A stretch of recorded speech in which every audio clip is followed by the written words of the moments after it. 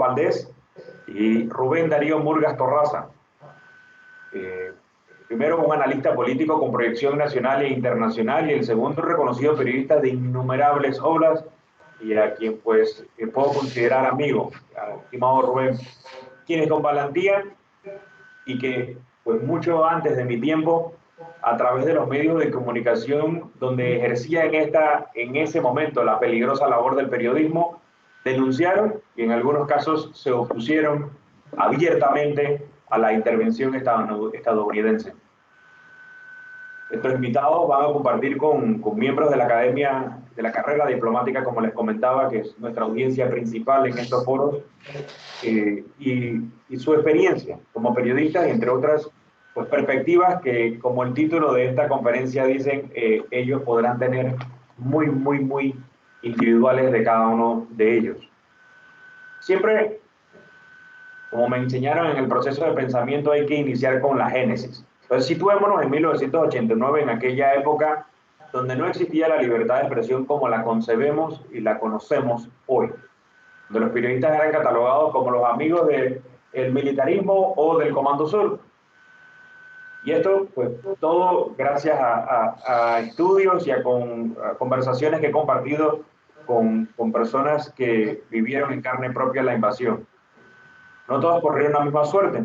Algunos profesionales de las letras desaparecieron, otros fueron detenidos y otros pues, nos acompañan hoy en este foro. El caso que nos convoca hoy, y es que los medios, después de los 4 días, que le llamaban los 4 días de la invasión, algunos retomaron sus labores y de una vez a informar al mundo lo que estaba sucediendo en este pequeño pedazo de tierra, el Istmo Panameño. Por vivencias de mi padre, también periodista, que muchos escenarios cambiaron a partir de ese entonces. El más importante, la apertura inusual a la libertad de expresión. Me pregunto hoy, y esta coyuntura la trato siempre con académicos, ¿qué sería de nosotros si hubiésemos estado hace 31 años o hace 30 años? Pues en este caso me atrevo a hacer la misma pregunta. ¿Qué sería del periodismo de haber existido las redes sociales en 1989? Señoras y señores, es un gran honor para mí presentar a estos periodistas, más que periodistas, a estos patriotas. Rubén Darío Murgas y Julio Bermúdez. Empiece Julio, entonces. Don Julio, le escuchamos. Ante todo, yo quiero agradecerle a la Academia y a Cancillería esta invitación.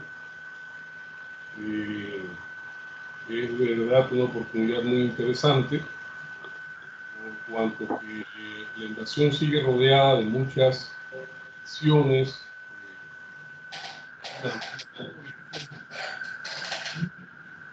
Pese a lo que no se ha abierto un espacio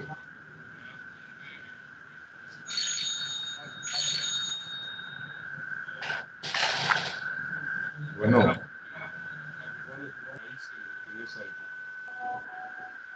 La invasión de Estados Unidos a Panamá el 20 de diciembre de 1989 fue un punto de inflexión, una especie de arbitraje foráneo de la polarización de la sociedad panameña, que se agudiza sensiblemente en el segundo quinquenio de la década de los 80 del siglo XX.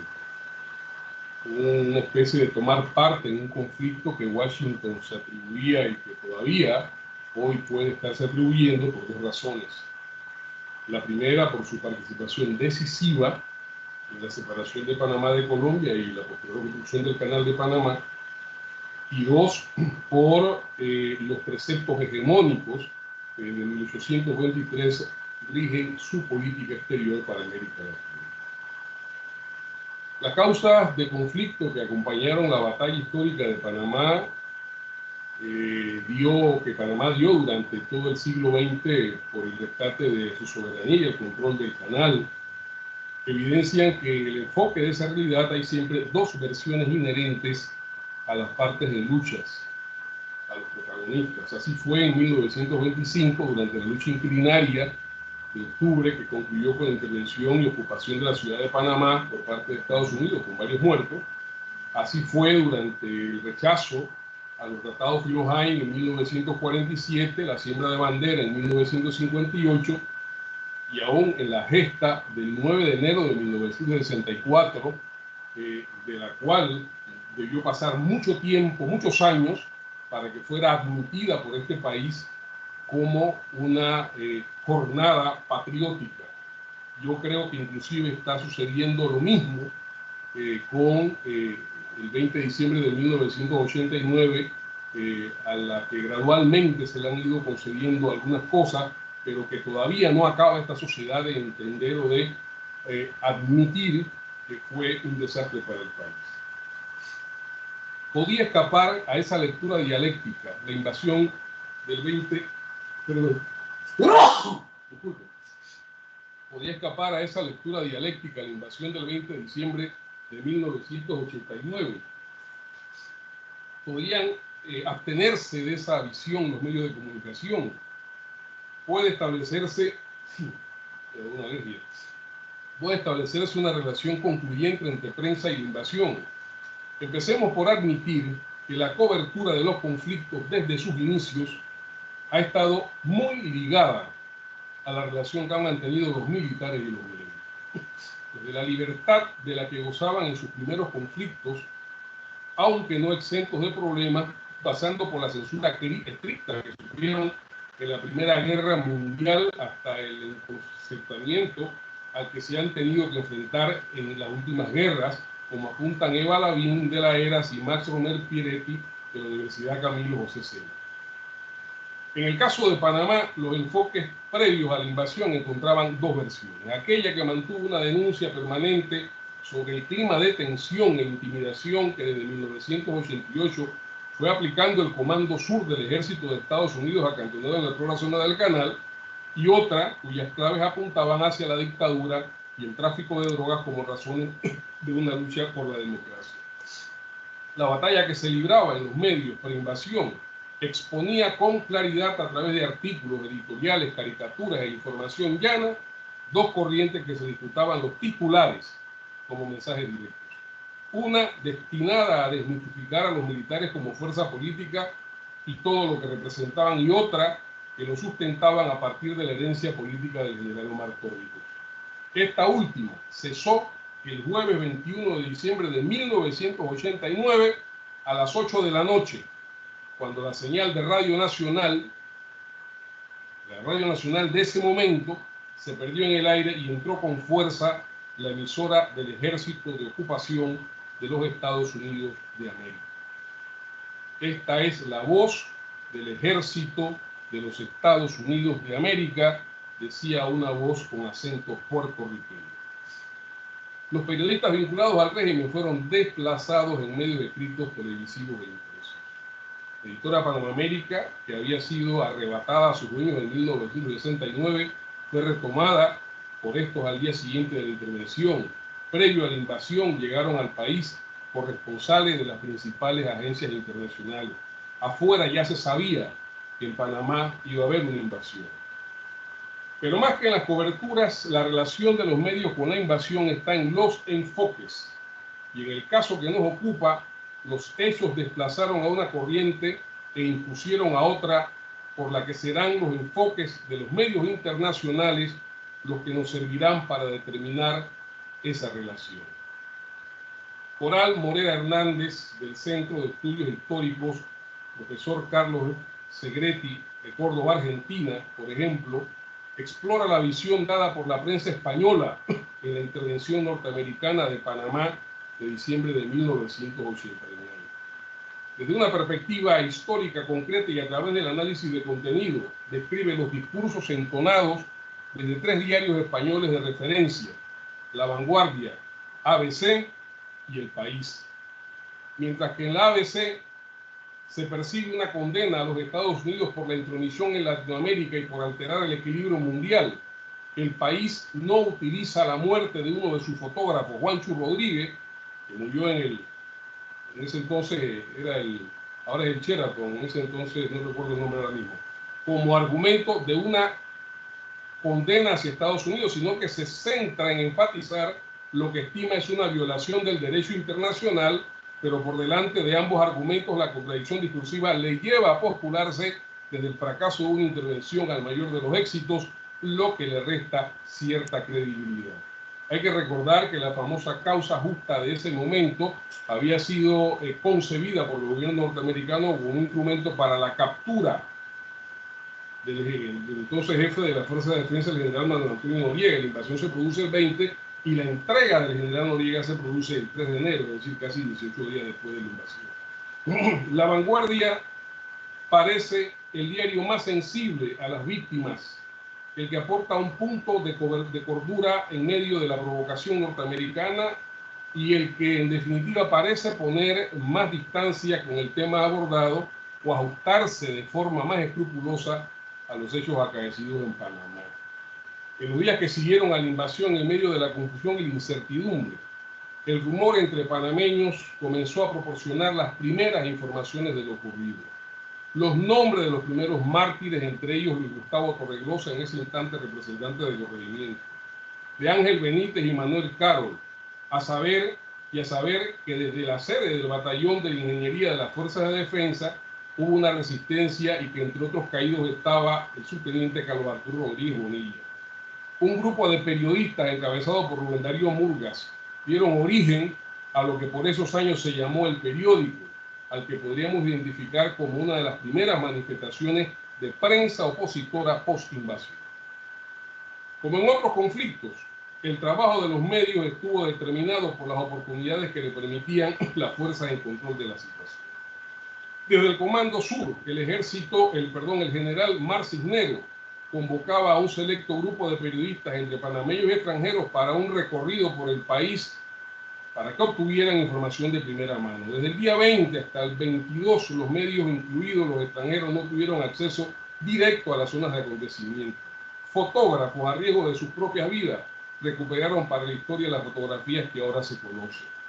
Puede decirse que para esos días la prensa, con excepciones, desarrolló un trabajo en medio de grandes dificultades. A diferencia de versiones locales, que extrañamente aseveraron que el barrio del Chorrillo había sido incendiado por batalloneros de la Dignidad, un veterano periodista de la agencia norteamericana CNN, que hizo recorridos y filmaciones desde un helicóptero, mostró el drama en toda su rigurosidad, señalando que aquella comunidad parecía un bombardeado barrio francés de la Segunda Guerra Mundial. No había forma de imaginarse cómo se podía creer la versión del incendio por individuo cuando el barrio había sido destrozado por los 4 costados.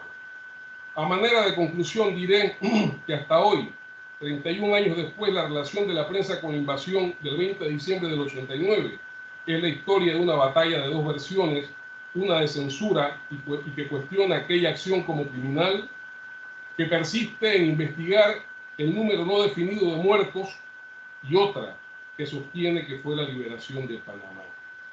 Una que insiste en señalar que la negativa de los militares a entregar el poder fue el motivo de la invasión, y otra que estima que no existía razón alguna para semejante crimen. Hasta ahí, muchachos.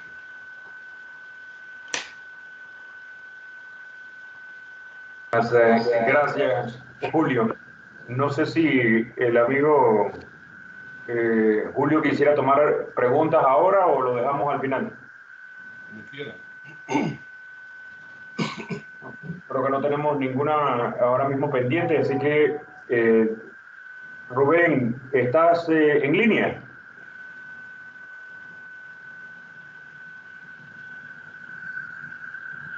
¿Aló?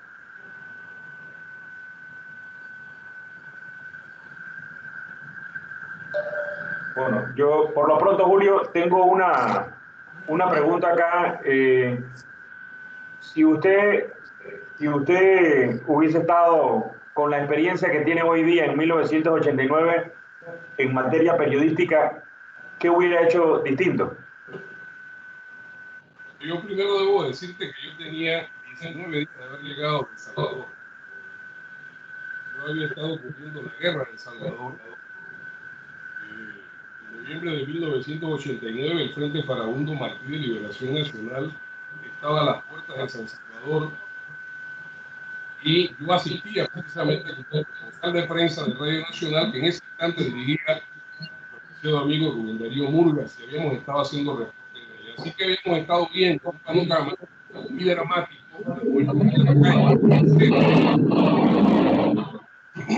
¿verdad? Una lucha fratricida entre bandos. Y así que regresar al país el 30 de noviembre a Panamá para mí fue como un respiro, como respirar tranquilo después de semejante tensión. No imaginaba que 19 días después, vemos que la invasión comienza a las 11:30 de la noche del día 19, nos íbamos a encontrar con semejante panorama en Panamá. ¿Qué cosa nosotros hubiéramos hecho en esa época? Con la experiencia de hoy es muy difícil esa pregunta. Los espacios y los tiempos son totalmente distintos, ¿verdad? Porque en ese momento lo que se impuso fue una situación de confusión, una situación de preocupación, ese interrogante de hacia dónde nos dirigíamos, qué iba a pasar. Todavía nadie sabía con exactitud ese 20 y ese 21 si la situación de confrontación se iba a prolongar o si sencillamente iba a haber una capitulación inmediata. Todavía en ese instante, yo digo, recordemos que los norteamericanos no entran a Ciudad de Panamá sino hasta después de la Navidad. Después de la Navidad, no entran inmediatamente. Ellos desarrollan inicialmente una maniobra de cerco y ablandamiento que comienza por los ataques al cuartel central, con desembarcos en Paitilla, en Tocumen, en Cimarrón, detrás de Cerro Viento, ¿no? Con ataques al cuartel de Najita, ¿verdad? Lo que dejaba todavía en interrogantes qué iba a pasar, ¿verdad?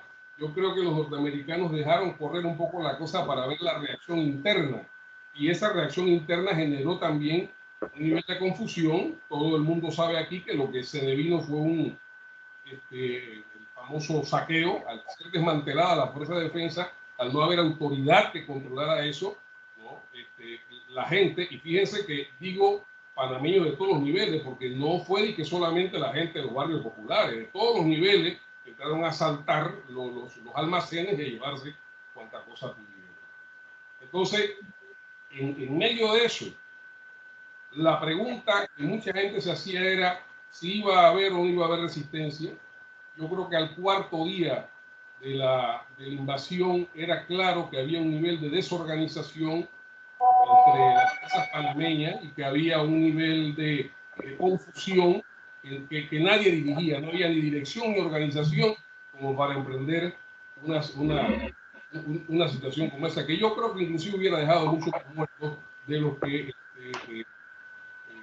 conocemos. Así que lo que podríamos haber hecho sería exactamente lo mismo, ¿no? Nosotros aquella noche fuimos directamente al Chorrillo, vimos directamente, y creo que es la primera vez que lo digo porque durante mucho tiempo me he abstenido de hacer este tipo de comentarios, ¿no?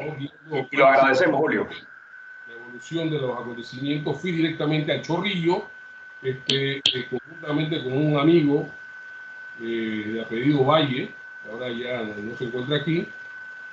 Llegamos hasta el Chorrillo y pudimos ver desde la casa que estaba detrás de lo que era la instalación del G2, un caserón allí, pudimos ver el bombardeo que se hacía contra el cuartel de las fuerzas de defensa, ¿no? Recuerdo que en un momento determinado vimos como un grupo de gente que estaba de policías que estaban en el cuartel trataron de salir, pero la parte frontal del cuartel estaba bloqueada por soldados norteamericanos que usaron lanzallamas en esos instantes para impedir la salida de esta persona. Yo tengo la certeza de que ellos murieron en esa situación. Así que lo del bombardeo al Chorrillo, en el caso personal mío, no es una historia que me contaron, sino es una situación que nosotros vimos. Posteriormente, pues yo debía entrar en ese momento en ese mes a Cancillería de Panamá, trabajar en la Dirección de Comunicaciones.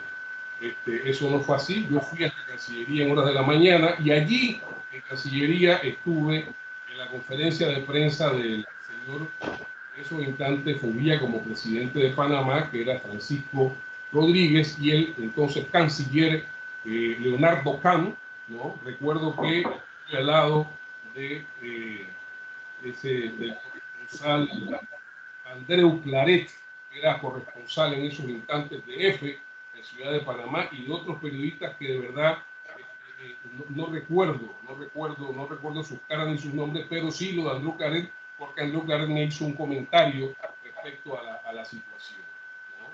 Yo, años después, haciendo una reflexión sobre estas cosas, valoro tremendamente el papel del señor Francisco Rodríguez, porque aún en medio de toda esa situación de caos que había, de agresión que había, ¿no? Y de nerviosismo, el nerviosismo que se imponía, tuvo el coraje de emitir un criterio de condena.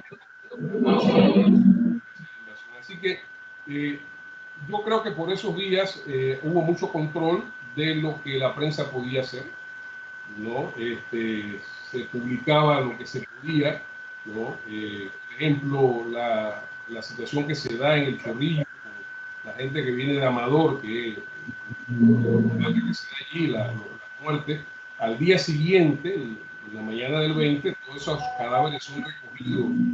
Dice muy bien la Estrella de Panamá en el día de hoy, son recogidos, son colocados en bolsas, ¿verdad?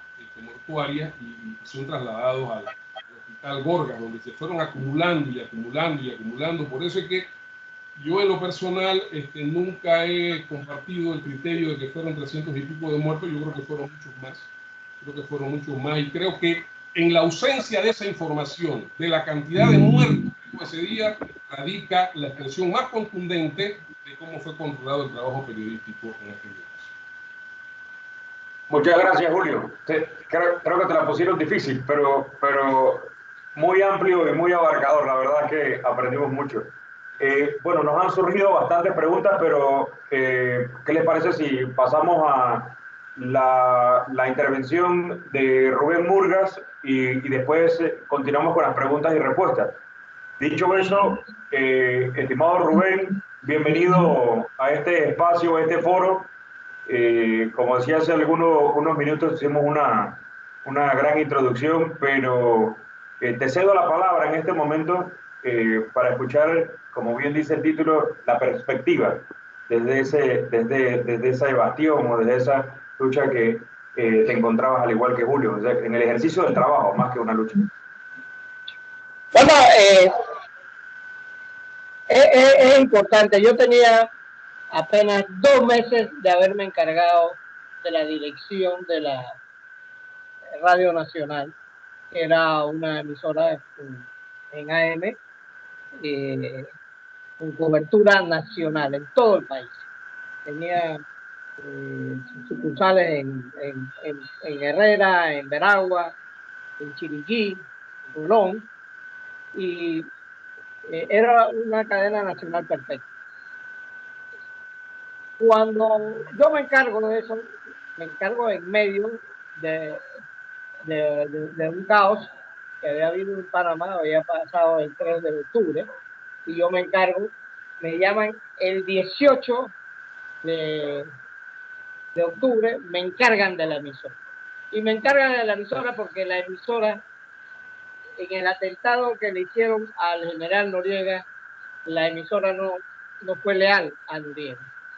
Entonces participó de la proclama de los grupos.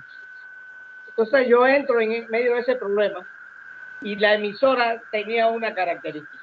Estaba llena de programas, programas en manos de políticos, pero no era una emisora institucional. Yo empecé y la convertí en una emisora del Estado. Y porque yo veía que venía la invasión o una acción radical. Entonces, enseríamos la emisora. Y en esos 2 meses la enseríamos. ¿Y qué pasa?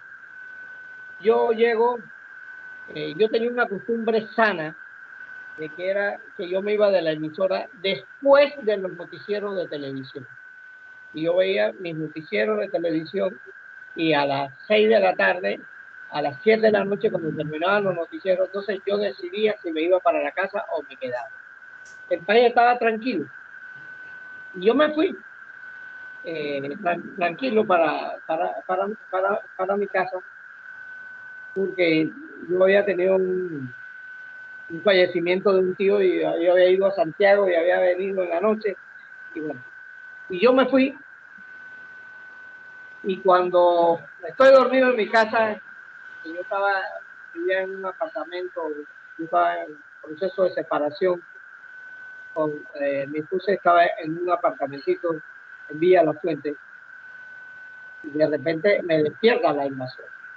Yo salgo de allí y salgo en el carro que tenía la emisora, un Jeep, y paso por la casa de Mario Roñoni, por la ruta, porque yo me iba hacia la emisora. Y cuando paso está Mario Roñoni en su casa, que acababa de llegar, que venía de una fiesta, que había un grupo venezolano que se llamaban Los Buitres, que imitaba las canciones de los Beatles, y se llamaban Los Buitres. Y habían llegado aquí a Panamá, y en ese show Mario estaba, y yo debía haber estado también, pero bueno, por razones del duelo no pude hacerlo. Y cuando llego a la oficina, que íbamos rumbo a la oficina de Mario, cuando estamos enfrente del edificio Avesa, nos salen unos soldados panameños, y me quitan el carro. Yo, me apuntaron con rifles. Yo le dije, oye, está bien que no me conozcan a mí, pero conozcan a Mario, que Mario había sido ministro, había sido, bueno, ahí quedó después de eso diputado, y nos quitaron el carro. Yo llego, Mario afortunadamente tenía su oficina cerquita, ahí frente al Hotel Granada, estaba en la oficina de Mario. Entonces yo subo ahí, llamo a la emisora y hago una proclama a la emisora y anuncio que me han quitado el carro. Entonces yo parto con una persona que vivía allí, que era el conductor de Vicky Amado, y él dormía en la oficina de Mario. Entonces él me dice, Rubén, yo lo acompaño a la emisora. Yo salí de ahí como a las 12:30 de la oficina y caminé hacia la emisora. Pero una cosa increíble, Julio, estimado participante del programa. Yo no encontré, desde el Hotel Granada hasta la Radio Nacional, que es donde está la Contraloría, yo no encontré un alma en la calle. Pero ya estaba la invasión. Ya estaban los bombardeos, ya estaba, yo lo había oído en mi casa, y llegamos a la emisora. Pero yo antes había alertado a las personas que iba para allá. Cuando yo llegué, no había una línea adecuada porque prácticamente habían locutores, había Santiago Quirós, que era mi subdirector, tenía un problema, que su hermano, él era miembro de la Guardia Nacional, yo lo puse de subdirector, pero su hermano estaba preso, producto del lanzamiento del 3 de octubre. Entonces, yo le dije a la gente, bueno, yo voy a empezar a decir qué es lo que está pasando. Y al ratito se me llenó la emisora de los periodistas que tenía la emisora. Los periodistas se animaron, llegaron, y entonces yo les dije, bueno, vamos a hacer una cosa. De todo el mundo estaban llamando a la emisora Radio Nacional, porque es lo normal. Llamaban a la Radio Nacional, las televisoras estaban cortadas, no había información aquí. La única emisora que estaba dando información era la Radio Nacional. Entonces, de todo el mundo llamaban. Entonces, yo empecé a dar una versión de lo que había pasado. Y a propósito, ahí mismo anuncié que yo estaba sin carro. Había cosas que hacer y hay que hacerle un homenaje a Francisco Rodríguez, presidente de la República, que la Radio Nacional, entre las cosas que hizo, transmitió la conferencia de prensa hecha desde la Cancillería. El presidente Francisco Rodríguez dio una conferencia de prensa al mundo donde pudieron llegar los periodistas y la Radio Nacional la transmitió. Y los norteamericanos no se atrevieron a tocar al presidente porque le estaba dando desde la Cancillería. Acto seguido, nosotros empezamos a transmitir y a dar informes de las cosas que estaban pasando, porque había una censura total. Dentro de esas cosas pasó lo siguiente. El presidente Bush, que había ido a acostar a las 12 de la noche, había anunciado que había llegado a la invasión y se fue a dormir. En la mañana, cuando llega, el presidente Bush empieza a hacer una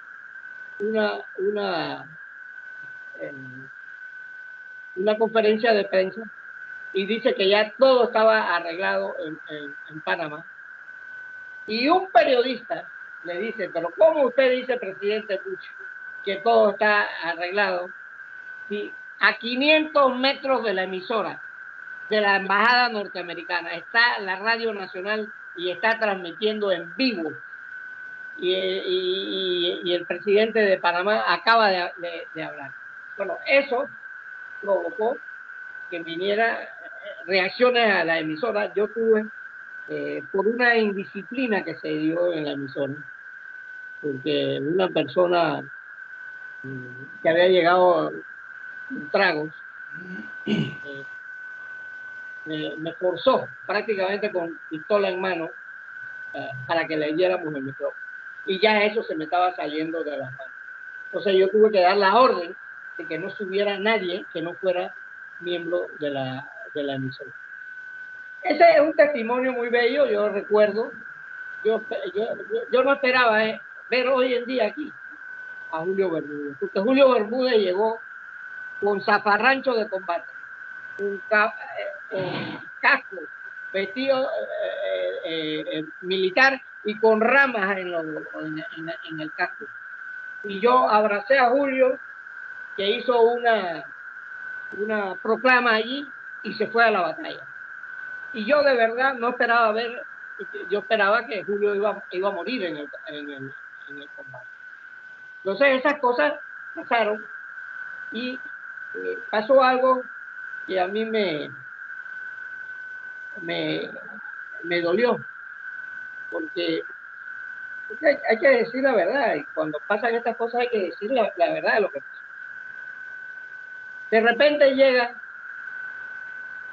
el mayor López Grimaldo, que él tenía, que era el jefe de Relaciones Públicas de la Guardia Nacional, y me llega bañado y emperfumado a las 10 de la mañana. Él tenía una suite en el Hotel Holiday Inn, que estaba en Paitilla, y como nosotros estábamos transmitiendo, y transmitimos la conferencia de prensa del presidente, mucha gente pensó que podíamos estar ganando. Los norteamericanos no pudieron llegar a Santiago, y por eso murieron 3 personas en Santiago. No pudieron llegar a Santiago hasta después del 25, porque Noriega demoró para entregarse. Noriega se entrega el 3 de enero. El 3 de enero se le entrega a los norteamericanos, pero entra a la anunciatura más temprano. Entonces, ¿qué había pasado? A mí me dicen, oye, que es el mensaje que yo lo cubrí como, digo, ¿qué está pasando en Panamá? Me dice, oye, dice el general que tú lo que quieres es un carro nuevo. O sea, yo dije, la gente no está pensando de que esto está en serio, de que hay muertos y que hay... Ese mensaje a mí me llegó, porque cuando yo había dicho lo del carro era para que supieran que la emisora no tenía carro. Era todo. Entonces empezamos a hacer algunas cosas que fueron básicas. Empezamos y engañamos a los norteamericanos. ¿Por qué? Porque yo empecé y grabamos una serie de las programas donde habló Julio y habló todo eso, la empezamos a pasar. Entonces, los norteamericanos se dieron cuenta de que ya no estábamos en vivo. ¿Pero qué pasó? Le hicimos una jugada de engaño. ¿Cuál fue la jugada de engaño? Mario Rognoni tenía su oficina frente al Hotel Granada. Y arriba de su oficina él tenía una emisorita. Él la tenía en asocio con Marisa Castrellón, una emisorita. Entonces, ¿qué hicimos nosotros? Esa emisorita estaba retransmitiendo a Radio Nacional. Pero nosotros, de esa emisorita de ser hija, la convertimos en madre. ¿Qué significa eso? Yo me fui para allá y hicimos un enchufle para transmitir en vivo desde esa Estéreo Rey, se llamaba Estéreo Rey. Entonces, de hija la convertimos en madre. Hicimos un enchufle que quedamos transmitiendo en vivo desde allá y Radio Nacional nos tenía. Los norteamericanos se dan cuenta de algo y saben que estamos en vivo, que ya no estamos la emisora retransmitiendo. Entonces, empezó Mario a participar y se une con su voz. Mario era una persona que salía en televisión y que hacía programas de radio y era un personaje muy conocido. Entonces, cuando estamos en eso, Noriega no aparecía a todo esto. Y el único mensaje que yo recibí de Noriega fue ese. Me dolió. Y yo quedé pensando, bueno, aquí la gente no sabe lo que está pasando. Entonces, Noriega empieza a comunicarse conmigo. Empieza a comunicarse a las 7 de la noche. Y a las 7 de la noche, Noriega va y habla conmigo. A través de un freelance. Yo hablo con Noriega. En general, él me da un mensaje que después lo pudimos tirar porque lo tuvimos que grabar a través del audio del teléfono. Y ese mensaje lo logramos sacar para la ABC de los Estados Unidos, porque Mario su oficina era un centro permanente donde llevaban todos los periodistas. Entonces, mucha gente llamó ahí y cuando Noriega coge el teléfono. Esto es increíble lo que pasó. Cuando Noriega coge el teléfono y graba una proclama y donde él dice que están matando a policías con tiro en la nuca, o sea, amarrados. Y él denuncia todo eso. Y bueno, allí ya nosotros estábamos transmitiendo en vivo. Entonces yo esa grabación subo y llamo y la pongo en la emisora. Pero cosas que pasan. Cuando Noriega está haciéndome eso, en ese momento, tumban la emisora de la Radio Nacional. Los norteamericanos se ponen nerviosos y allí tumban, meten, porque ya se habían dado cuenta que nosotros habíamos abandonado la emisora. La emisora la estábamos usando para transmitir. Y con esa grabación de Manuel Antonio Noriega, nosotros la usamos y la tiramos en algunas emisoras. Yo me acuerdo que la emisora de Chiriquí no se cuadró, no estaba al aire. La de Santiago sí se quedó. Y se quedó en el aire y pudimos tirar la proclama de Noriega en la de Santiago, que los norteamericanos murieron 3 en el cuartel con fuego amigo, porque se dispararon entre ellos. Pero no pudieron entrar el primer día, ni el segundo día, ni el 3er día. Cuando eso pasó, bueno, empieza el helicóptero a darle vuelta al edificio porque la emisora era FM y era fácil seguirla con el FM. Y Bosco Vallarino iba arriba del helicóptero norteamericano. Y entonces dio la vuelta y descubrieron que la emisora que estaba transmitiendo como emisora madre era Estéreo Rey, que estaba enfrente del Hotel Granada, en el piso 13 que está enfrente del edificio San Antonio, que está ahí. Entonces, ya cuando nosotros vimos eso, digo, bueno, tenemos que desconectar la emisora porque nos van a matar. Entonces, empezamos a utilizar esas grabaciones, esa grabación de Noriega, para mandársela a Radio Nacional de España, y hicimos nuestro trabajo hasta donde se pudo. Pero llegó un momento en que el helicóptero estaba rodeando el edificio y tampoco era que íbamos a morir. Entonces nos quedamos allí hasta el día 25 en la oficina de Mario Muñoz. Y ese día fueron los norteamericanos, hay que decir la verdad. Los norteamericanos fueron y nos fueron a buscar porque había gente que nos quería linchar. Ya la invasión había triunfado. Y era el 25 de diciembre. Era ya el día de Navidad. Había pasado la Nochebuena, que no fue ninguna. Y recuerdo que la esposa de Mario Rochón le había llevado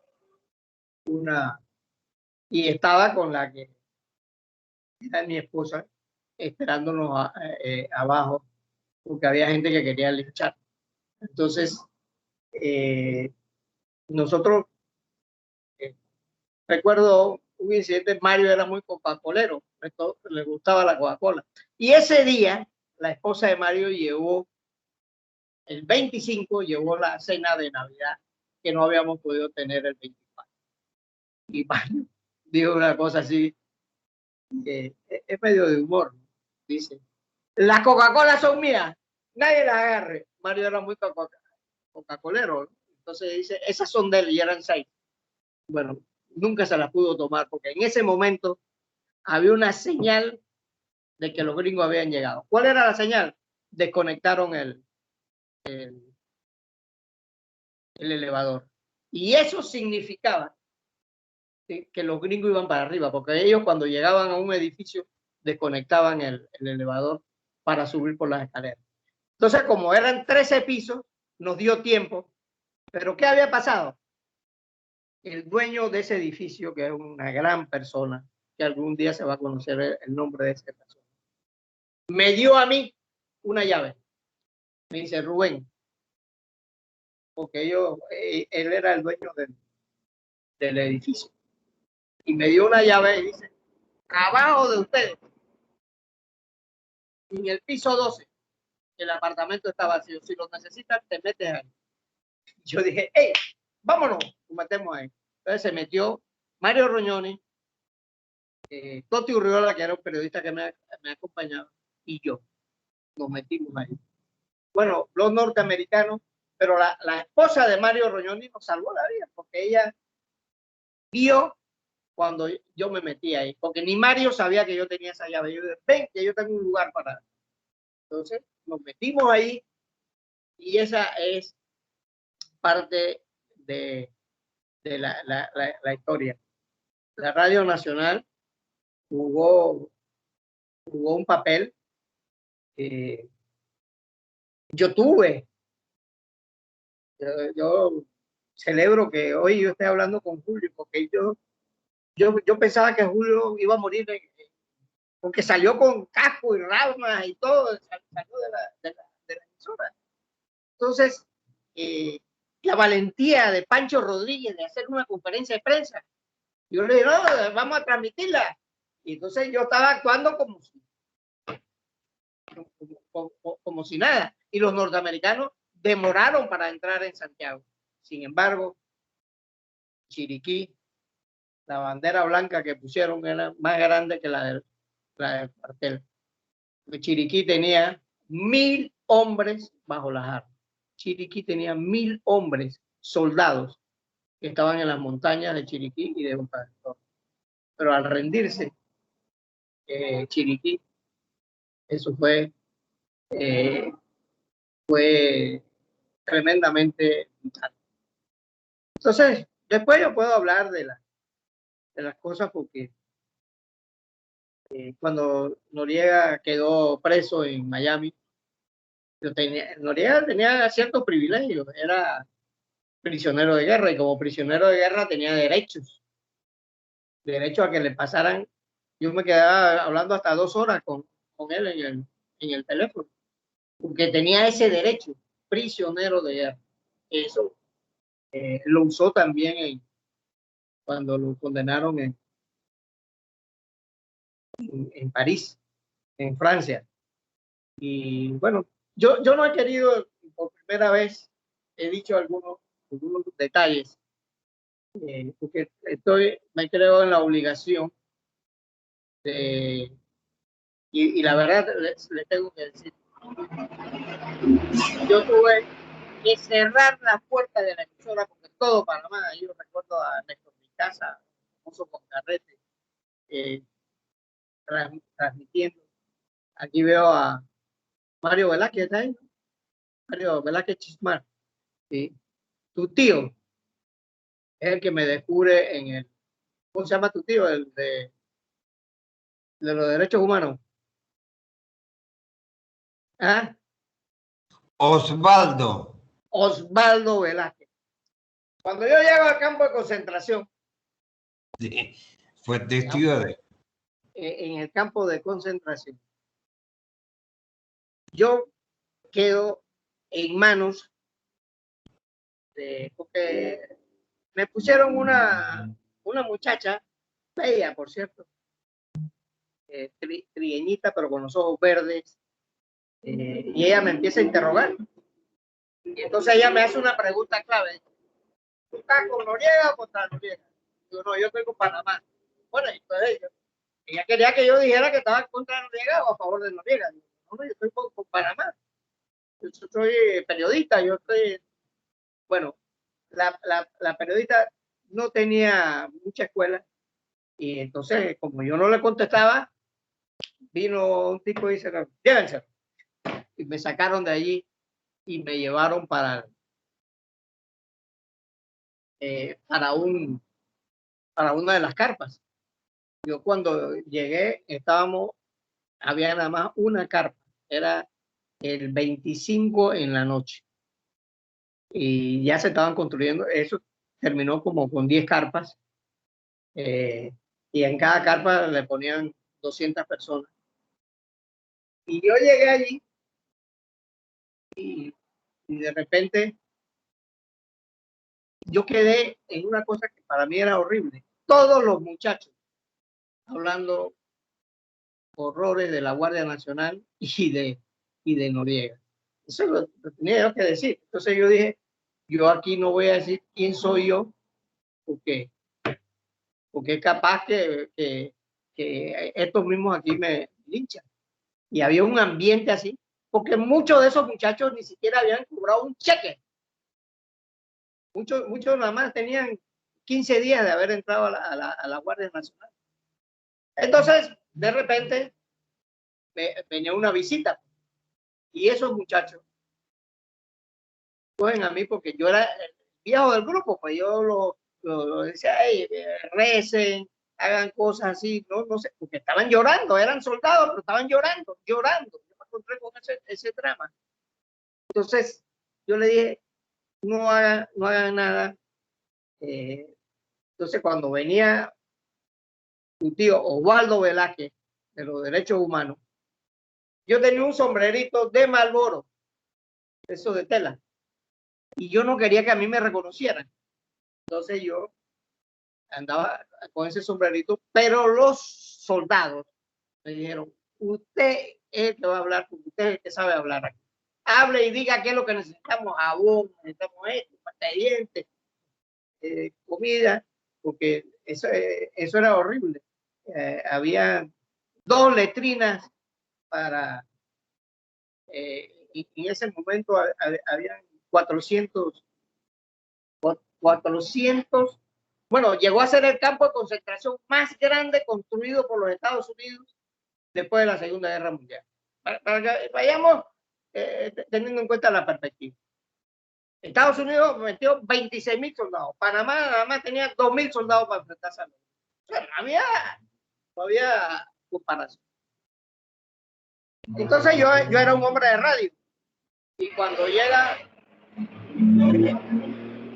yo empiezo a explicar las necesidades que había ahí, necesidades de pasta de dientes, cepillo de dientes, de que hubiese más letrina, que eso era criminal, lo que decía, 2 letrinas para 600 personas. Entonces, pero yo estaba con mi sombrerito de Malboro, pero yo soy hombre que me conoce por la voz, y la voz me delató. Entonces tu tío Mario, Osvaldo, dice, tú no eres Murga, ¿tú qué haces aquí? Si supuestamente aquí nada más deben estar los militares, tú eres periodista, ¿qué haces tú aquí? Entonces, bueno, él se va, y la magia, ¿no? 3 horas después de que Osvaldo va, y a mí me llaman a capítulo, me llaman a interrogarme, que no me habían interrogado, porque la primera que me estaba interrogando, yo no le quise decir que yo estaba con Noriega, estaba en contra de Noriega, no, yo estoy con Panamá. Bueno, entonces, bueno, yo llego y me voy y me interroga a una persona, un soldado de verdad, un poco mayor ya, debe ser un alto oficial. Me dice, bueno, tranquilo, contra usted no hay nada. ¿Usted está dispuesto a ayudar? Yo quiero la paz para mi país, pero usted no va a pretender que yo me aplaudí, pero también me puse normal, no quise hacer un show porque él me había dicho ya que no había nada contra mí. Y entonces lo que menos yo esperaba era que me iba a decir, usted de aquí se puede ir. Y entonces, usted está en libertad, no hay nada contra usted. Bueno, y ese es mi testimonio de lo que pasó, de gran parte de lo que pasó ese día. Hay algunos secretitos que después los tengo que dar porque es muy bueno que la gente sepa que en Panamá hubo gente que fue a luchar. Yo tuve que cerrar la emisora porque medio Panamá quería ir allá a defender el país. Y eso es un testimonio de verdad.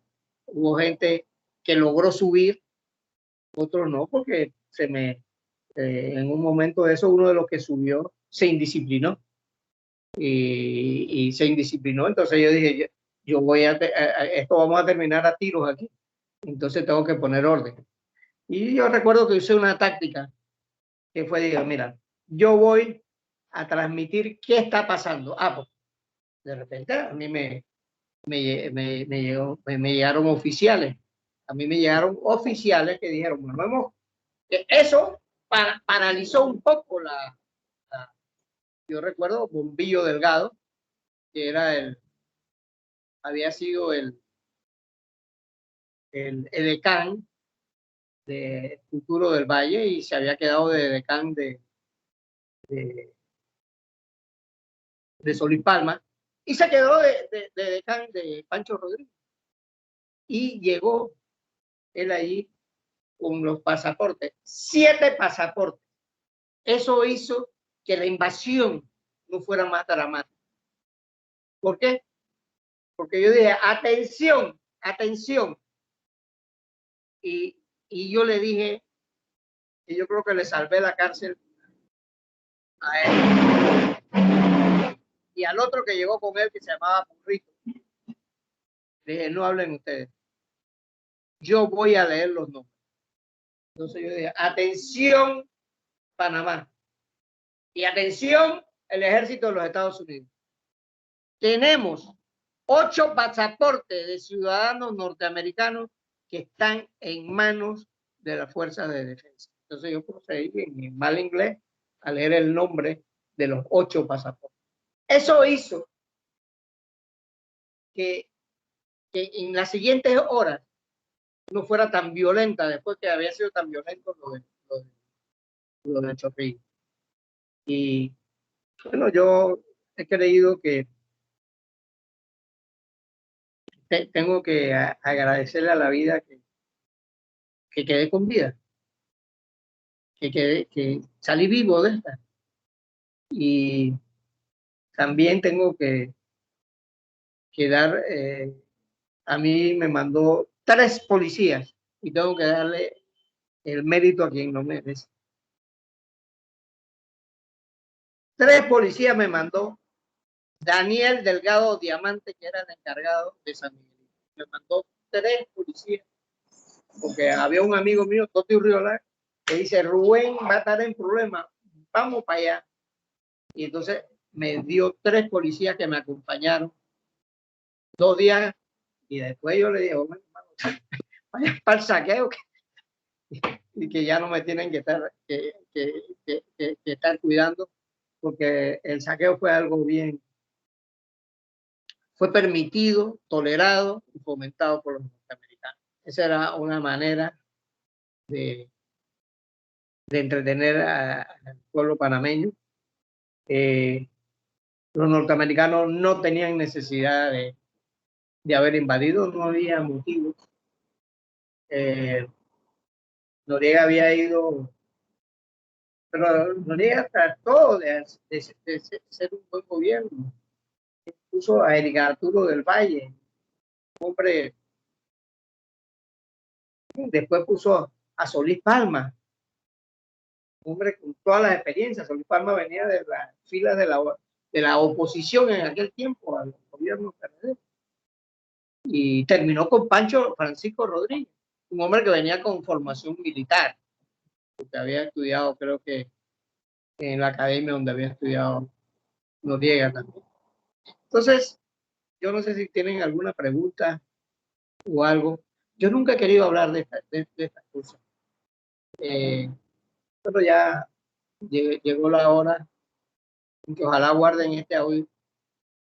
Y bueno, quedo abierto para las preguntas de ustedes.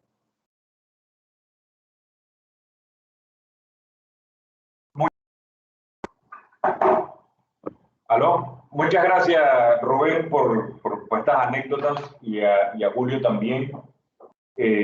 Ha sido muy interesante cómo desde los bastiones o desde los lugares donde ustedes fueron sorprendidos en el momento de esta intervención estadounidense, pues el punto de vista que nos ha dado. Procedo a pues, preguntas y respuestas que hemos recibido a través del chat que está en este mismo foro, paralelamente, mientras que ustedes nos compartían sus impresiones o desde su óptica, cómo sucedió, cómo evolucionó ese 20 de diciembre de 1989. La primera, ¿qué similitudes o diferencias en lo reseñado por el periodismo nacional e internacional sobre la intervención? O sea, creo que va un poco en el sentido de en qué variaba lo que estaban reportando internacionalmente versus lo que estábamos palpando, sintiendo y viendo aquí en Panamá. Bueno, los panameños fuimos los que vivimos la invasión, ¿no?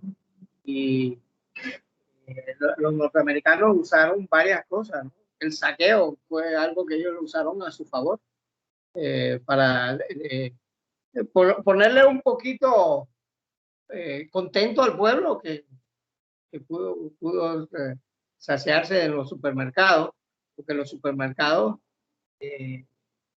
la invasión fue antes de las compras de Navidad. Entonces los supermercados fueron un gran alegría para mucha gente.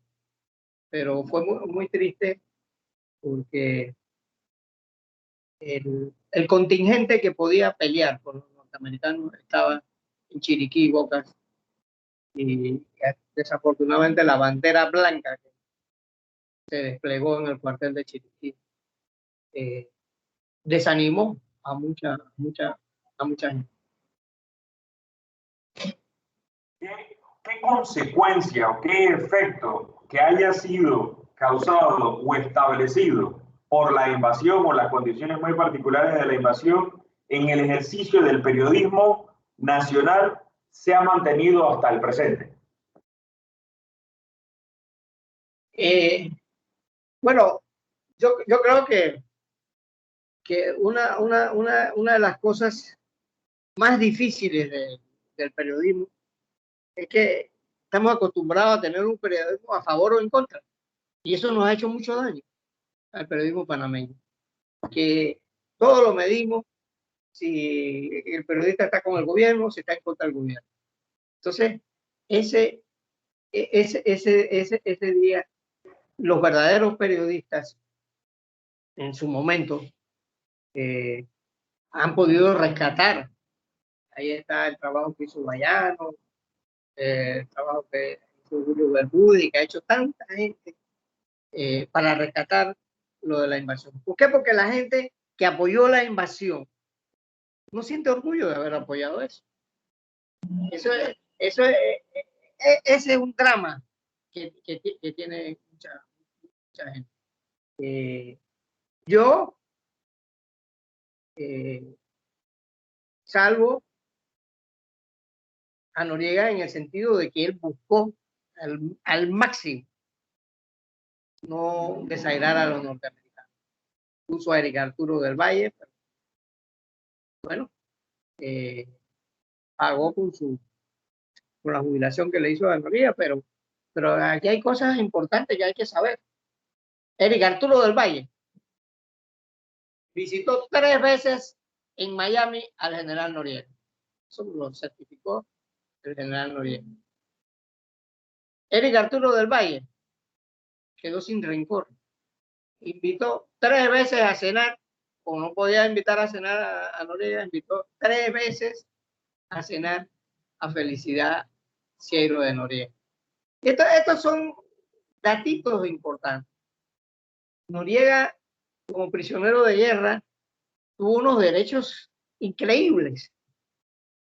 Noriega tuvo acceso a una muchacha más codiciada, Paris Hilton. Lo iba a visitar a la cárcel. Noriega, esas cosas no se saben.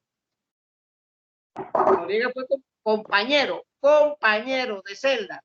Noriega le dio asilo en su celda al famoso Chacal, Ilis Ramírez, que por cierto, Ilis Ramírez tenía de novia a una francesa que era millonaria. Y su amor era Ilis Ramírez, el Chacal. Y Noriega le dio asilo en un momento dado a Ilis Ramírez, porque y Noriega se buscó un problema. Y él me lo contó y se lo voy a contar aquí, porque tampoco voy a soltar todo de una vez. Noriega. Estamos esperando el libro, Rubén. ¿Ah? Estamos esperando el libro.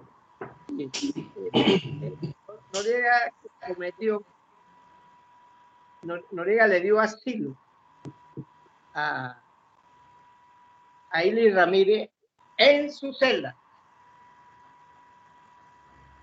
Y Noriega, cuando Noriega firma él que viene para Panamá, firma el acuerdo, comete un hombre de secreto, un hombre de información, que comete la indiscreción de decirle a Ilis Ramírez. Ilis Ramírez sabía que iba a venir, pero de darle los datos del día y la hora. A las 3 horas, Ilis Ramírez ya había hecho un complot para sabotear o matar a Noriega y a armar un lío en en la cárcel.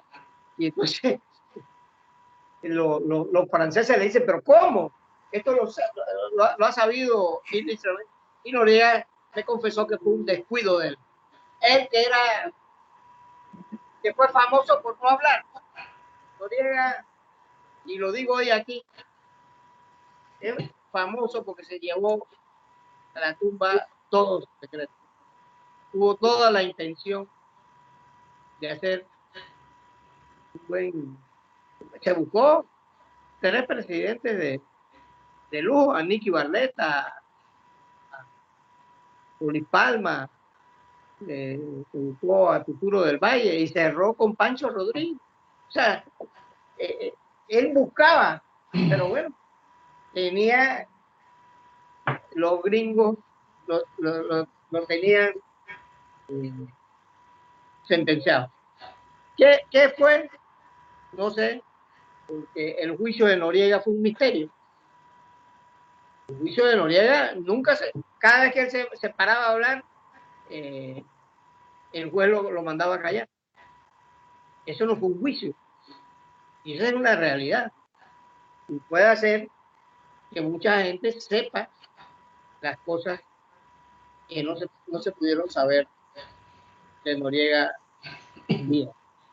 Porque los presidentes que él eligió, Eric Arturo del Valle, Luis Palma, y después Francisco Rodríguez, hablan de la intención de hacer un buen gobierno.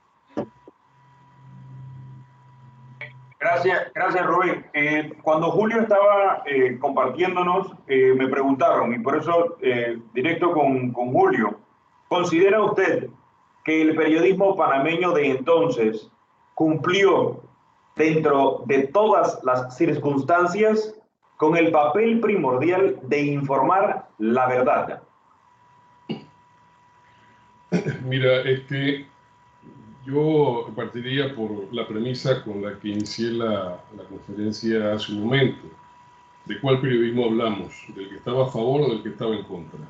¿No? Porque en esos instantes había en el escenario local 2 versiones periodísticas. 2 versiones. Entonces, lo que tocaría de repente sería preguntarse quién dijo la verdad y quién no la dijo. Creo que sería la pregunta. En todo caso, yo creo firmemente, después de todos estos años de balance, que independientemente del carácter transgresor de la invasión norteamericana a Panamá, la invasión como tal es un fracaso de la sociedad panameña.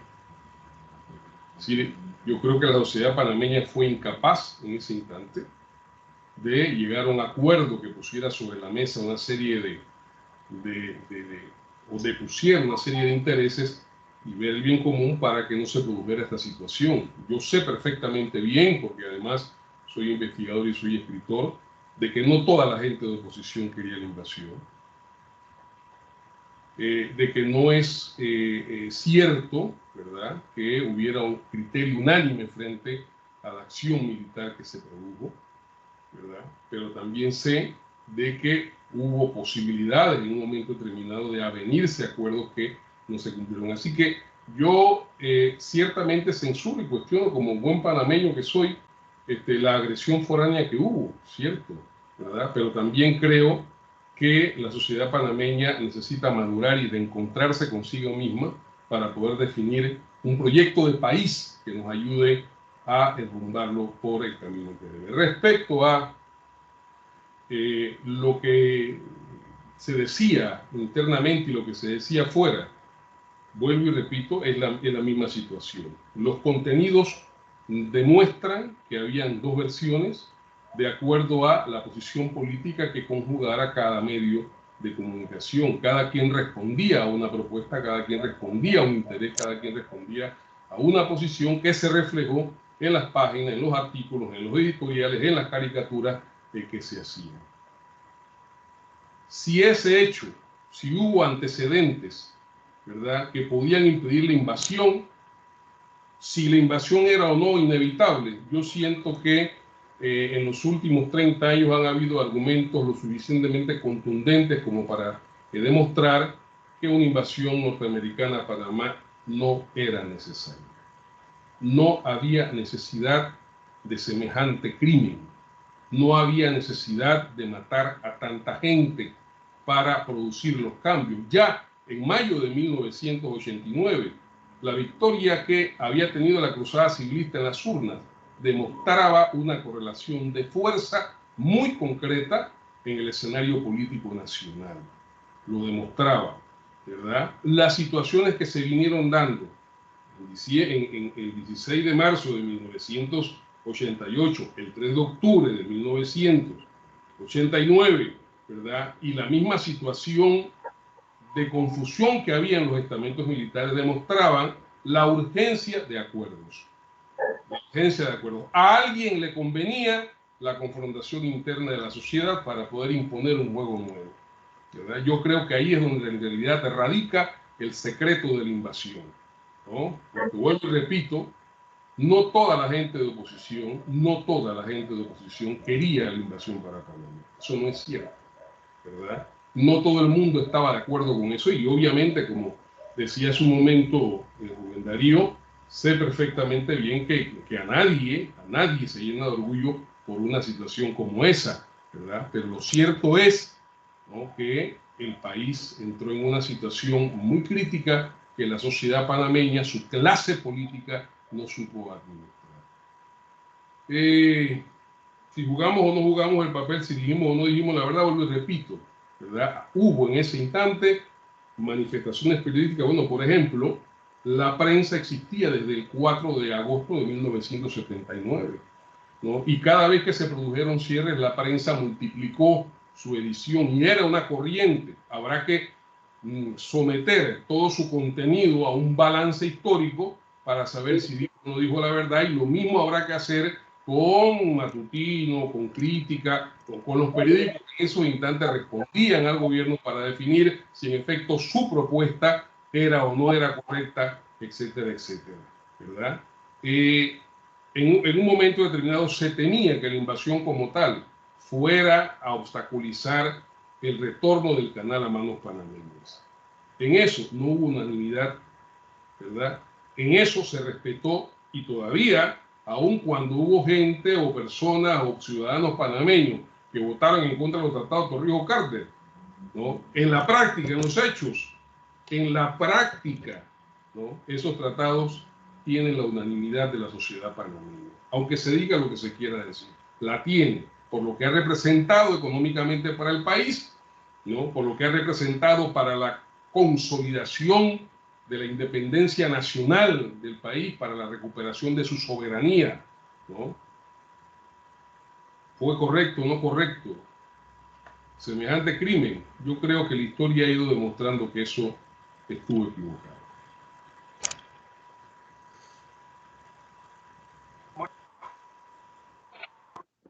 Muchas gracias, Julio. Continúo con las preguntas pues, que nos siguen llegando ahora, también nos están llegando vía WhatsApp.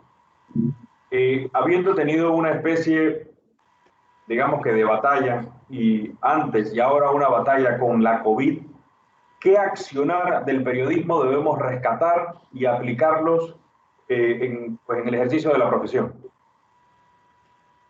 Bueno, mira, nosotros, y creo que esta mañana en uno de los medios locales, el doctor Francisco Sánchez Cárdenas describió esta situación como lo que es. Nosotros estamos en una guerra. Esta es una situación sumamente delicada que afecta a toda la sociedad. Aquí lo que no hemos tenido familiares muertos, hemos tenido amigos muertos, tenemos conocidos. Hay un promedio de más de 3.000 contagios por día, hay un promedio de casi 40 muertos por día, lo que nos está diciendo que ese es el problema de centro que hay que atacar. Y yo creo que en ese sentido los periodistas tenemos la necesidad de ayudar a orientar a la sociedad panameña, ¿verdad?, respecto al cumplimiento y a la defensa de las medidas de bioseguridad que se están planteando, ¿no? Y no aupar concentraciones que multiplican los contagios, que multiplican los muertos, yo no creo que haya ninguna excusa válida en estos instantes, ¿verdad?, para estar convocando manifestaciones. Me van a perdonar porque yo fui parte de las grandes manifestaciones de este país, pero en una circunstancia como esta, si nosotros persistimos en convocatorias de esa naturaleza, sobre pretexto de banderías políticas, lo único que estamos haciendo es convocando a la sociedad panameña a un suicidio colectivo. A eso es lo que estamos, a un suicidio irresponsable. ¿Me explico? Entonces, yo creo que es necesario definir las prioridades a las que la sociedad panameña se enfrenta en estos instantes, porque el periodismo panameño tiene que estar en función de esas prioridades y no en función de los apetitos políticos individuales o colectivos de determinados grupos, ¿no?, destinados a desmontar proyectos o a demeritar personas. El problema del centro nuestro es en estos instantes la pandemia. Si nosotros no hacemos eso, los supermercados van a tener que ir a buscar clientes a los cementerios y los políticos van a tener que ir a buscar muertos a los cementerios que le carguen las pancartas. Así que en ese sentido yo creo que esa tarea es la que determina en estos instantes el papel de los periodistas. Por ejemplo, ahorita se habla de la traída de la vacuna. Bueno, esa vacuna, ¿cómo es esa vacuna? Aquí se ha hecho ya en otros momentos una enorme campaña contra las vacunas. Hay gente que tiene miedo a vacunarse porque las vacunas pueden generar X o Y situación. Eso hay que desmentirlo. Hay que orientar a las personas, hay que ver de qué manera se les explica los beneficios de esto, ¿no?, y cómo es la única salida de impedir que la pandemia siga generando víctimas en este país. No podemos sumar a todo el mundo las estadísticas de muertos ni a las estadísticas de contagio. Ciertamente es que hay muchos sobrevivientes, mucha gente recuperada, pero ustedes saben lo que va a ser la secuela que esa gente recuperada va a tener y lo que eso va a significar para el país. No se trata únicamente de Panamá, hay un mundo planteado, hay un mundo metido en una circunstancia como esta y que reclama responsabilidad de parte de la gente, responsabilidad. Aquí hay gente que pareciera que no se ha dado cuenta de que el virus es un balazo en la cabeza. Entonces hay que prestarle atención a esto.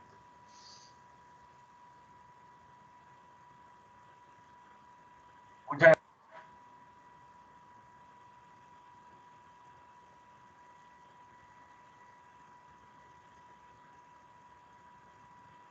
Tienes el micrófono apagado, Eris. Tienes el micrófono apagado. Ahora, Yo lo abrí, uno lo puede abrir directamente desde acá. ok, ¿me escuchas? Sí, te escucho. Ok. ¿Cómo calificarían el periodismo en este momento, tanto en el país, sino en el mundo entero, con la lucha?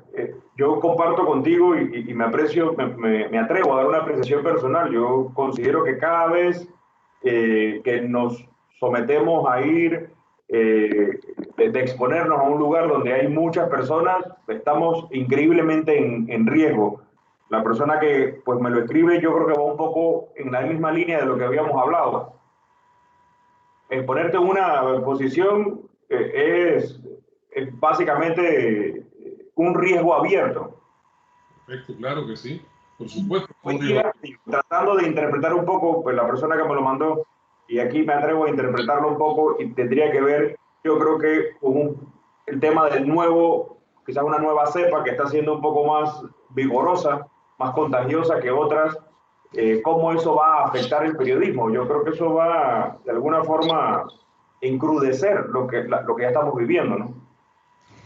Pero lo dejo para ustedes. Una nueva cepa va a afectar, o sea, no se trata ni siquiera de periodistas, se trata de todo el mundo, ¿verdad? Una nueva cepa que no sepamos controlar va a afectar toda nuestra vida y toda nuestra actividad, ¿verdad? Por eso yo insisto, el problema de centro en estos instantes es orientar a una población, ¿no?, que al parecer se presenta indiferente, ignorante, subestimadora de las consecuencias, ¿no? Y yo creo pues que en efecto necesitamos estar constantemente diciéndole a la persona qué se puede hacer en tu comunidad. Por ahí leí esta mañana que en el corregimiento Arnulfo Arias se ha montado un comité de prevención y vigilancia yo creo que habría necesidad de apoyarse en el poder popular, ese que le damos del general Torrijos, apoyarse en ese poder popular para montar comités por corregimientos, por barrios, donde la gente se involucre en esta batalla, ¿verdad? Para prevenir este enemigo invisible, este pequeño enemigo. Todo el mundo pensaba que la cosa iba a ser una gran guerra con cañones y bombas atómicas, y mire usted lo que está pasando. O sea, un pequeño enemigo está acorralando, como dice un periódico esta mañana, acorralando prácticamente a la sociedad. Entonces, pienso, repito, que el papel está definido por las prioridades que la sociedad tiene en este momento. Bueno, no sé, Julio, Rubén, ¿tendrían algún comentario final? Bueno, yo creo que el periodismo tiene que volver a sus raíces, a contar las buenas historias que no se han contado. Te voy a citar. Sí. Esto que han hecho ustedes es un ensayo de que Panamá está lleno de historias que necesitan ser contadas. Pero desafortunadamente nosotros creemos que las malas noticias son las que venden periódicos. Yo he aprendido mucho del periodismo norteamericano, el famoso periodismo literario, que es una belleza de periodismo. ¿Por qué no? Si nosotros, yo le hablaba ayer a alguien de que cuando yo veo que Amelia Denis de Icaza se atrevió en 1906 a decir a muchos versos, la estrofa esa me dice que al pisarla un extraño se secó. O sea, ¿Qué se hizo tu zorrillo? entonces, esas cosas, nosotros todavía no hemos contado bien la historia, porque Amelia Denis de Icaza casi se fue niña de Panamá, y cuando vino, a ella le chocó y eso nos sirvió a nosotros. Y recuerdo que vale la pena. Una de las cosas que más peleó Torrijos por los tratados, porque lo último que nos dieron fue el Cerro Ancón. Pero Torrijos lo primero que dice, no, está bien, quédense con el Cerro Ancón porque ahí habían túneles y habían cosas de armamento vitales, pero déjenos izar la bandera, porque si no, nosotros. Y los norteamericanos se dieron cuenta de que eso tenía un significado para los panameños. Como a quién se le puede ocurrir que la Avenida de los Mártires tiene que tener otro nombre que no sea Avenida de los Mártires. Y esas son cosas importantes. Pero nosotros debemos. ¿Quién dijo que la poesía murió? ¿Quién dijo que los intelectuales murieron? No. Debemos rescatar las mejores historias. Ahí vi que alguien escribió algo sobre el doctor Soler, que nosotros tenemos que hacer más amigables a los intelectuales, lo que escribieron. Y ese es el papel del periodismo, de la televisión, de la radio, de los periódicos. No porque no entendemos a los poetas. Ahí yo acabo de leerme un informe de Julio Yao, un patriota que jugó un papel determinante en los días finales, antes, que era asistente del canciller Tax, canciller de la dignidad. Y a propósito, me estoy leyendo el libro de Zoilo Martínez, que es una joya, que rescata muchas cosas de Panamá, y la mayoría de los panameños no sabemos. Y la gran lucha que se dio y la justicia que le hizo el presidente Jimmy Carter, que le costó la reelección presidencial, siendo un hombre bueno, se la rifó por Panamá, porque si en 7 meses de negociaciones que llegó Carter estaba firmando el tratado, si no nos quedamos sin tratado. Si Carter no firma ese tratado, los panameños nos quedamos sin el canal. pero ahora tenemos que cuidarlo. No tenemos que permitir que los fondos del canal sean mal utilizados, que la burocracia del canal, que gana salarios gringos en un país de pobres como es Panamá, y ellos se quedaron con los salarios gringos y son unos súper privilegiados y tienen que estar acorde con el momento actual que estamos viviendo. Los fondos del canal deben ser sagrados, deben servir para los más pobres de Panamá, los que no tienen derechos y los que no tienen privilegios. A mí me duele lo que está pasando con la pandemia. Hay miles de panameños. La primera ley que hay que pasar en Panamá, que todos los empleados, no importa que sean domésticas, se les pague seguro social, porque una doméstica no tiene derecho a una jubilación. Y eso es una vergüenza para todos los panameños y para toda la izquierda y para todos los profesionales de Panamá. Que nadie sale a defender. Y aquí ha habido millonarios que el código de trabajo sí es bueno para cuando le van a reclamar sus prestaciones sociales. Aquí un millonario se llevó 3 millones en salario caído, en todo lo demás.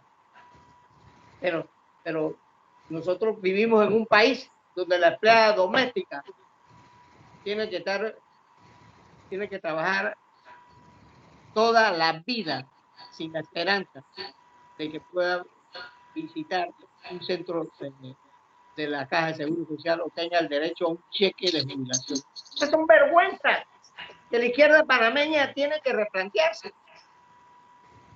Y el Suntran tiene que replantearse, porque nada más piensa en los trabajadores de la construcción y no piensa en los trabajadores domésticos y las trabajadoras domésticas. Yo quiero decir que felicito a la Cancillería por haberse atrevido, Julio, a hacer este tema desde un escenario oficial, donde tú no has hecho nada indebido, yo tampoco he contado algo que también yo entiendo a la gente que se oponía o que en ciertos momentos aplaudió la invasión. Y yo también tengo que decir, y voy a decir una primicia aquí,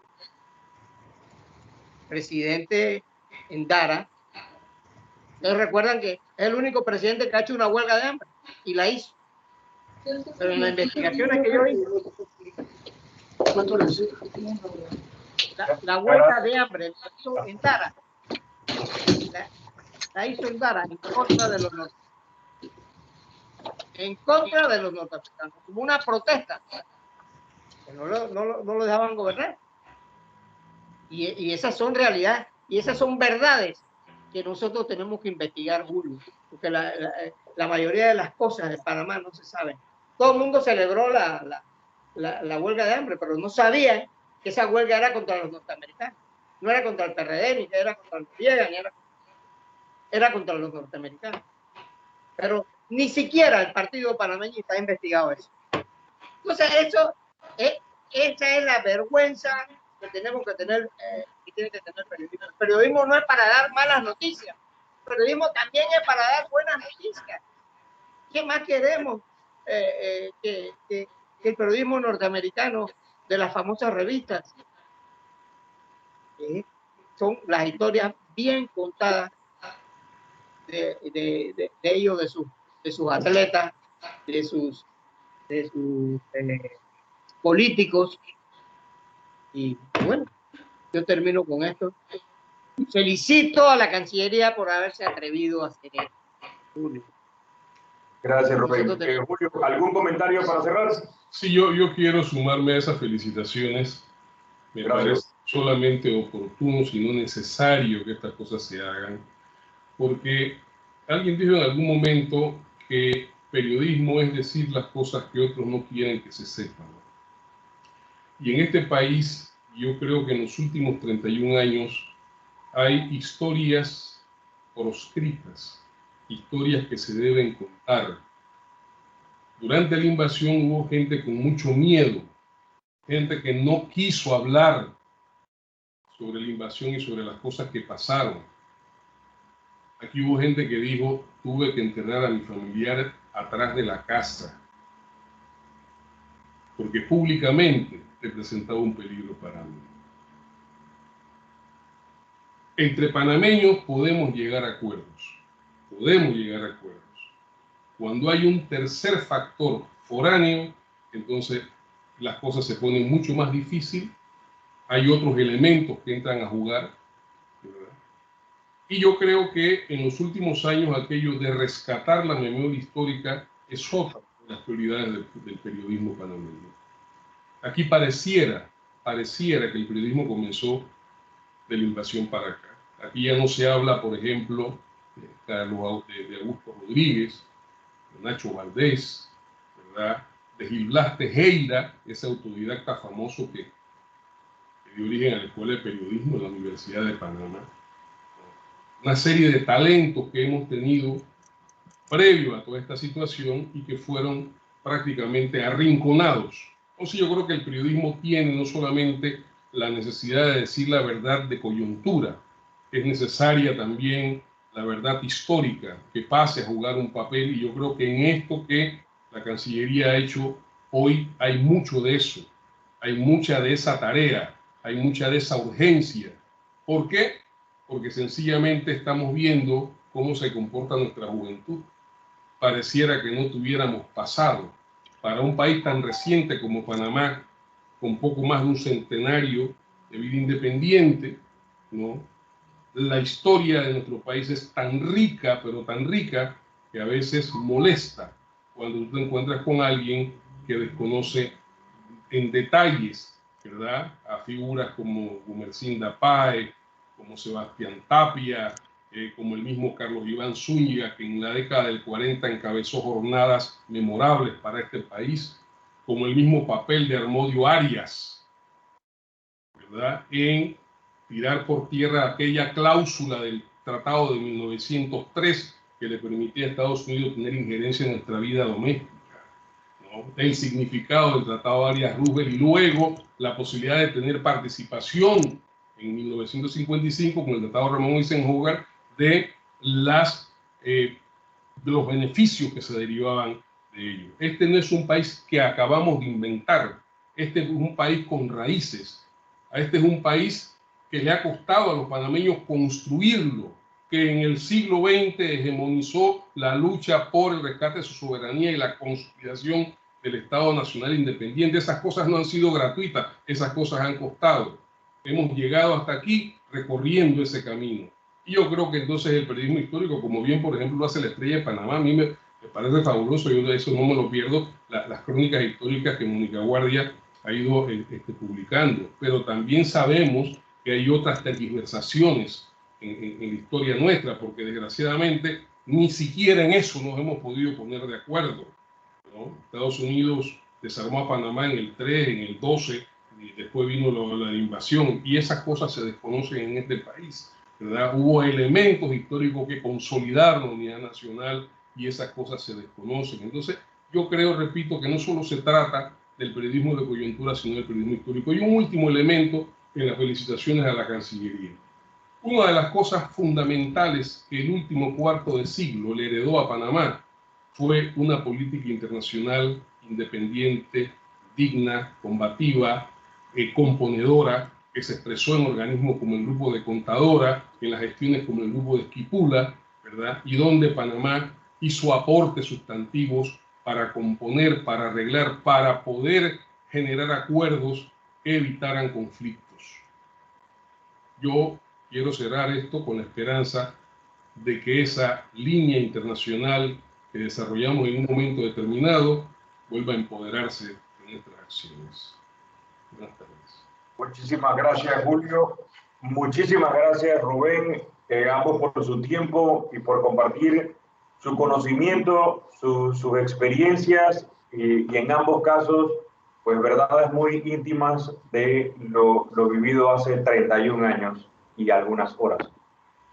Una última para todos los que nos acompañan en este chat. Les voy a agradecer que quienes quieran participar de la foto grupal, pues enciendan su cámara para que esta sea tomada en los próximos 5 segundos, que será el licenciado Oces, que también está aquí en el chat. Nos va a tomar la foto en 3, 2, 1.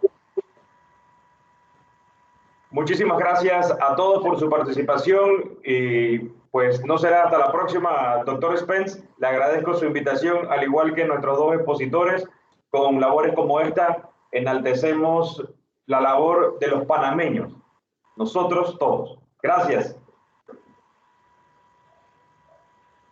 Bueno, Erich, me toca a mí, como director de la academia, felicitar a ambos expositores, que debo decir que desde el primer momento que les comuniqué la posibilidad de participar en estos programas, aceptaron gustosamente. Y eso también nos da muestra de la capacidad de ambos de compartir esa experiencia acumulada. Pero debo decirles, además, darles las gracias por esas felicitaciones que han hecho a la Cancillería. Nosotros llevamos en la academia, ya prácticamente empezamos desde enero del año, interrumpimos en marzo a raíz de la pandemia, pero ya llevamos aproximadamente 60 conferencias, videoconferencias con lo más granado al pensamiento político, social, económico de este país. Hemos, incluso, esta última información, también hemos invitado a los poetas, a los literatos, para que nos conversaran sobre el tema del papel de la poesía en la afirmación nacional. La poesía habla a través, obviamente, de esta construcción importantísima para entender la dinámica de este país. Les agradezco nuevamente y a todos. Yo no voy a añadir absolutamente nada a lo que dijeron nuestros dos invitados especiales. Simplemente agradecerles su disposición a participar con nosotros y sepan que todo lo que hacemos es en beneficio de esa recuperación de la conciencia histórica de este país y más a nuestro servicio exterior y a los miembros de esta Cancillería. Y por cierto, les informo que además desde enero han estado participando algunos sectores académicos e intelectuales en estas conferencias. Así que muchas gracias a todos y a Erich, a ti muchísimas gracias por esa moderación, todo un maestro, y lo hizo de manera muy destacada. Saludos, buenas tardes a todos. Saludos. Chao.